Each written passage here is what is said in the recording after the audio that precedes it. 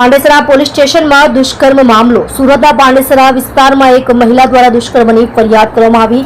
Piplod જીએબીમાં wireman તરીકે આરોપી નોકરી કરતો હતો। દુષ્કર્મ કરનાર આરોપી ધર્મેન્દ્રભાઈ પટેલની કરી પાંડેસરા પોલીસ દ્વારા ધરપકડ। પીડિત મહિલા અને દુષ્કર્મ આચરનાર ધર્મેન્દ્ર પટેલની નવસારીમાં બંનેની મુલાકાત થઈ હતી, જેમાં પાંડેસરા પોલીસ દ્વારા દુષ્કર્મ આચરનાર આરોપીની ધરપકડ કરી આગળની વધુ તપાસ હાથ ધરી છે।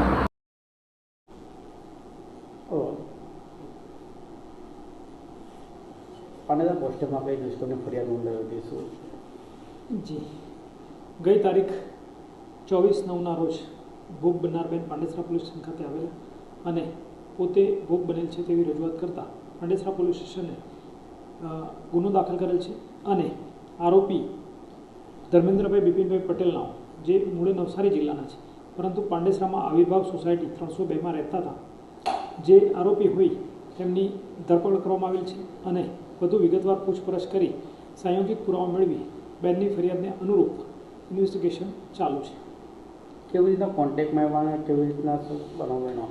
ભોગ બનનાર અને ફરિયાદી બંને મૂળે નવસારી જિલ્લાના હતા।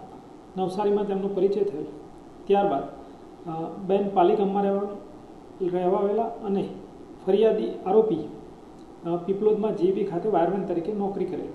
દરમિયાન સંપર્કમાં આવતા ફરીથી એકબીજાની સાથે પરિચયમાં આવેલ, ત્યારબાદ બેનની સાથે તેમની મરજી વિરુદ્ધ દુષ્કૃત્ય કરેલ, જેના કારણે બેને ફરિયાદ આપી, જેથી ગુનો દાખલ થાય।